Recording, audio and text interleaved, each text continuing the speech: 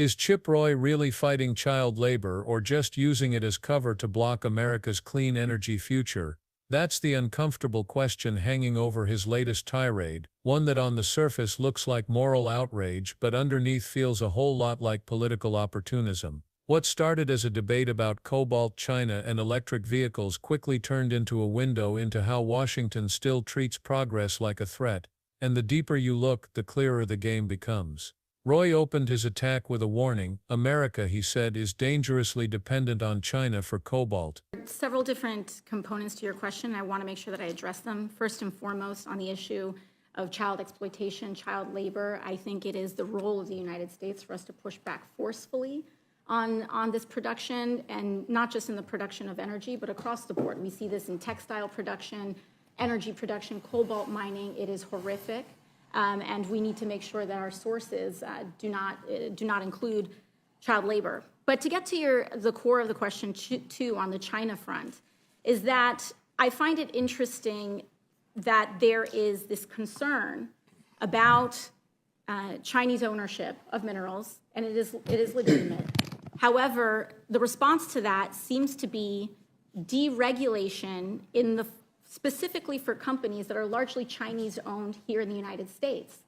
These companies are subsidiaries where the benefit of what we are deregulating here, and I'll give you a specific example. I would be remiss not to mention that the minerals produced specifically at the proposed Twin Metals mine that is implicated in this legislation would most likely be shipped to China for refining and smelting to be sold on the global market. These are not American-owned companies that American mined minerals would be going to. And so if your concern is the Chinese predominance of ownership in the mining market, I would be very concerned about passing this legislation. So that, I think, on the China piece there. And lastly, on the meeting our targets and mining cobalt. I think it's a false choice to say that in order for us to mine cobalt, we either have to destroy some of the most sacred lands in the United States or rely on child labor. There's responsible mining in the United States that is available to us. But secondly, I also find it interesting that the majority presently pushes back against battery recycling, which would allow us to open the path to reducing our reliance on mining in general. There is enormous potential in recycling many of these EV batteries, but we have not made the investments or the shifts necessary in order to unlock that so that we can reduce our reliance on solely mining as the only source of battery. Thank you. Well, I appreciate that. Before I give my colleague a chance to respond, as I think he probably wishes to, I would only note that happy to have a conversation about restricting Chinese ownership of any number of corporate activities in the United States, or ownership of farmland, or ownership of land near military bases, or frankly, ownership of meat packing, production, including mineral production and so forth. A significant reason why it would be mined here and shipped back is because they've got all the production facilities, because they've been building and mining these because they've got the resources to do that. And here we've got the God-given benefit in America being able to produce very clean burning natural gas, very efficient ability to have automobiles that have an internal combustion engine, which are basically fractionally about a 1.5% of the CO2 production when you compare it to what we're producing in China, as the gentleman noted, where they've got 1,100 coal-fired plants burning in China, and we have 250, and they're building 2 a week, and we're building none. And yet we're building no nuclear plants except for the Georgia plant that was finally put online 45 years after it was permitted by the Nuclear Regulatory Commission. So I think if we're going to be serious about it, we can't say, I just don't accept the premise that this sort of general notion of, well, we got to push back on the child labor.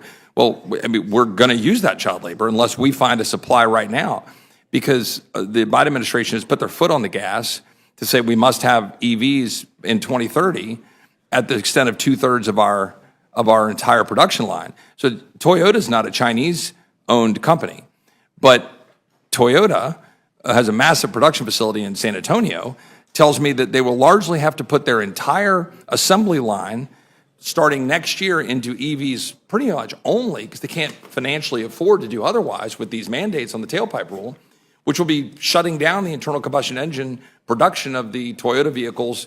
No Chinese ownership there, because that's where they are, which will then mandate the EVs driving up the price of those vehicles, and then they got to go figure out how to get the batteries and get the production.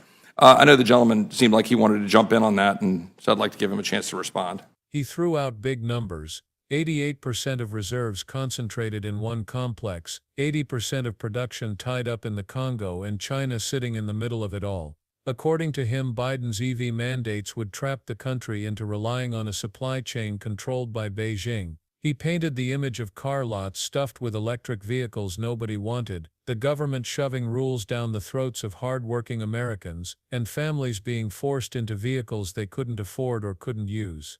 To Roy, the push toward 2/3 EV production by 2030 wasn't just misguided, it was dangerous. But while the statistics sounded urgent, the framing was anything but neutral. It was a familiar pattern: paint progress as a threat, slap the label China on it, and frame Democrats as job killers. The cobalt story was just the latest backdrop for a much older script.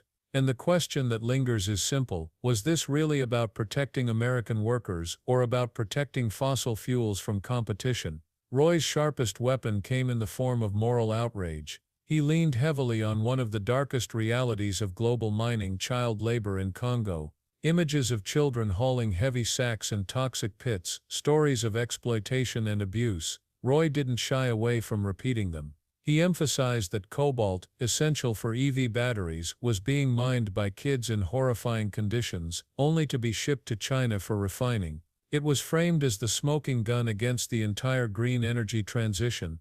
And let's be clear, child labor in cobalt mining is real, it's widespread, and it's horrifying. It deserves international attention and solutions. But here's the twist: when a politician suddenly discovers child labor right at the moment it's useful to attack an environmental policy, you have to wonder what's really driving the concern. Because for decades the same party that Roy represents supported outsourcing manufacturing to China. They applauded the deals that gutted American industry and looked the other way when corporations chased cheap labor abroad. Rarely did you hear this level of fire and brimstone about the ethical costs of globalization when it padded the bottom lines of energy companies or defense contractors. But now, with EVs on the line, child labor suddenly becomes a central talking point. It's hard not to see the timing as suspicious. Roy wasn't calling for international labor reforms, sanctions on corporations exploiting kids, or a global coalition to clean up supply chains. His proposed solution was deregulation, opening up more American land to strip mining. In his framing, the choice was simple: either buy into Biden's mandates and fund Chinese child labor, or deregulate mining in America to solve the problem. It was a neat trick: weaponize outrage to push an agenda that doesn't actually address the outrage itself. And that's where the hypocrisy gets even louder, because when AOC pushed back, she exposed the trap hidden in Roy's solution. The deregulated mines he supported weren't all American-owned. In fact, many of them were subsidiaries of Chinese corporations. Take the Twin Metals mine, for example. If opened under the GOP's legislation, much of its production would still be shipped back to China for refining. So the plan to fight Chinese dominance could actually feed it even more. That's the irony buried in this debate. Deregulation doesn't guarantee independence. It can just as easily hand over resources to foreign companies operating on American soil, exploiting U.S. workers while exporting profits overseas. Which makes Roy's moral outrage about Chinese control look less like a solution, and more like political theater. But while they were shouting about child labor in Chinese mines, they ignored an answer sitting right in front of them. The truth is that the U.S. doesn't have to choose between child labor abroad and strip mines at home. One of the most promising solutions is battery recycling. By investing in the technology to break down used EV batteries and reuse their materials, America could dramatically cut dependence on foreign cobalt. It would reduce the need for new mining, lower environmental damage, and keep supply chains closer to home. Yet the same politicians railing about foreign control have consistently opposed major recycling initiatives. Why? Because recycling doesn't keep us tied to fossil fuels, it shifts the balance toward a sustainable system that undermines oil and gas profits. And for leaders who see green energy as a threat rather than an opportunity, that's a non-starter. So instead of backing innovation that could solve the problem, they keep pushing false choices: deregulate or depend on China. But the real issue wasn't just cobalt, it was about how America treats its own lands. Alongside the cobalt debate came legislation targeting public land protections. The GOP framed it as supporting hunters and fishermen, but in reality it weakened conservation rules to make way for more drilling and mining. They painted it as defending tradition, but it was really about clearing the path for industry. Democrats countered with a simple point: the new rules didn't ban energy development, they just required companies to weigh conservation alongside profits. If you drill on public land, you should also be responsible for cleaning it up. Radical? Hardly. But to fossil fuel allies in Congress, it was treated like an attack on freedom itself. And that reveals the real agenda: keeping corporations free from responsibility, even if it means sacrificing public health, endangered species, or cultural lands. At its core, this fight isn't about cobalt, or China, or even child labor. It's about how America chooses to power its future. If we blindly ramp up EV mandates without securing ethical supply chains, yes, we risk fueling abuse abroad. But if we gut regulations and let foreign-owned corporations run wild on U.S. soil, we don't fix the problem, we just create new ones. The false binary is this: either accept child labor or bulldoze American wilderness. The real solution is a third path: responsible domestic development, coupled with serious investment in recycling and international labor reforms. That path requires innovation, accountability, and moral clarity. But it doesn't produce the quick sound bites that win headlines, which is why Washington keeps dodging it. Instead, we get outrage speeches, culture war framing, and moral grandstanding. And while the cameras roll, the actual problem, children suffering in mines overseas, companies exploiting loopholes at home, and America dragging its feet on clean energy infrastructure, continues unchecked. Chip Roy's tirade checked all the usual boxes: fear of China, performative outrage over child labor, and an attack on Biden's EV agenda.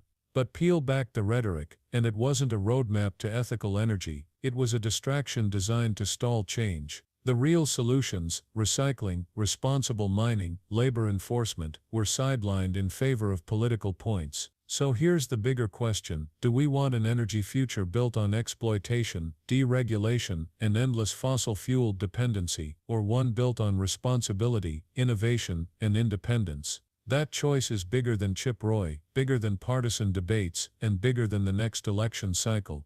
Because if we get it wrong, the cost won't just be measured in dollars or politics. It'll be measured in children's lives overseas, in the destruction of America's lands, and in the opportunities lost to build something better. So what do you think? Is Chip Roy standing up for American workers, or just standing in the way of progress? Drop your thoughts in the comments. And if you want to see the next chapter in this fight, make sure you subscribe, because the next story is even more controversial.